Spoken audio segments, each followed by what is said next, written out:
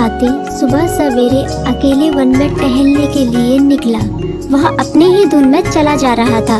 लगता था उसके दिमाग में कोई उलझन है जिसे वह सुलझाने की कोशिश कर रहा था। सड़क पर आगे बढ़ते ही उसके सामने चीकू खरगोश भागा। बबलू का पैर उसके ऊपर पड़ने ही वाला था कि चीकू जोर से चिल्लाया। उसकी आवाज सुनकर बबलू ने अपना पैर पीछे खींच लिया। कहाँ खोए हो बबलू भाई? कहीं नहीं, बस कुछ ऐसे ही सोच रहा था। किस बारे में? तुम जानकर क्या करोगे? शायद मैं तुम्हारी कुछ मदद कर सकूं। तुम तो जानते हो आजकल वन में कितनी चोरियां हो रही हैं, पर चोर का कोई अता पता ही नहीं है।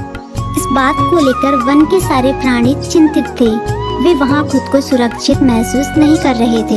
अरे चीकू भाई, हम मजबूर हैं। हम चोर को पकड़ ही नहीं पा रहे हैं। वह बहुत चालाक है और अपने काम को बड़ी कुशलता से अंजाम दे रहा है। कहीं कोई सबूत ही नहीं छोड़ रहा। हमारे राजा इस बात को लेकर बहुत चिंतित हैं। यही कारण है कि हम सब इस बारे में सोच रहे हैं। अब तुम मेरी इसमें क्या मदद कर सकते हो? मैं कुछ सोचता हूँ, हो सकता है मुझे कोई उपाय सूझ जाए। प्रयास करने में कोई हर्ज तो नहीं है। तुम ठीक कहते हो चीकू, लेकिन वन के गुप्तचर भी अभी तक इसका कोई हल नहीं निकाल सके। इतना कहकर वे चुप हो गए। बबलू की बातों ने चीकू को सोचने के लिए मजबूर कर दिया। चीकू को उदास देखकर बबलू बोला, तुम अपना मन छोटा मत करो। मुझे अच्छा लगा कि तुमने मेरी परेशानी को समझा। कभी मैं भी इस वन के लिए गुप्तचर का काम करता था। एक बार मेरी टांग टूट जाने से मेरे अंदर फुर्ती नहीं रही। तब से मैंने यह काम छोड़ दिया।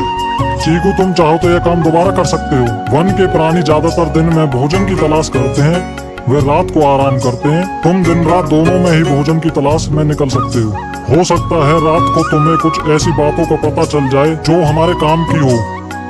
हाँ बबलू, तुम ठीक कहते हो। मैं आज रात को वन में घूम कर इस बात का पता करने की कोशिश करता हूँ। थोड़ी देर बातें करके चीकू अपने बिल की ओर बढ़ गया और बबलू अपने रास्ते चला गया। चीकू के दिमाग में अभी तक बबलू की कई बातें घूम रही थी। उसे समझ नहीं आ रहा था वह बबलू की मदद कैसे करे। दिन भर वह उसी उधेड़-बुन में लगा रहा।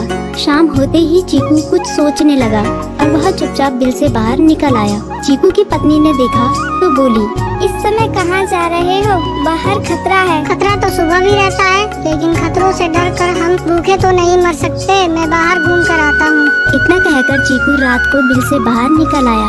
कुछ दूर जाकर उसकी नजर बंकू उल्लू पर पड़ी, जो कुछ ही दूरी पर था। वह पेड़ की डाल पर बैठा अपनी गर्दन चारों तरफ घुमा रहा था। वह तेजी से पेड़ की एक डाल से दूसरी डाल पर उड़ रहा था। बंकू की नजर उस पर नहीं पड़ी थी।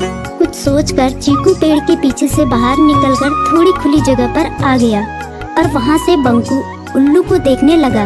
बंकू ने चीकू को अंधेरे में भी देख लिया, पर उसने उसमें कोई उत्सुकता नहीं दिखाई और अपनी गर्दन चारों ओर घुमाता रहा।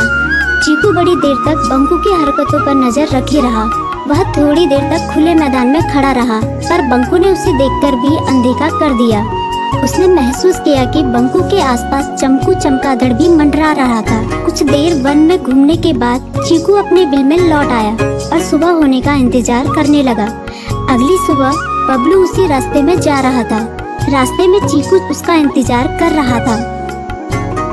आज बड़ी जल्दी आ गए बबलू। हाँ, आजकल मुझे चिंता की वजह से नींद नहीं आती। कोई नई खबर है क्या?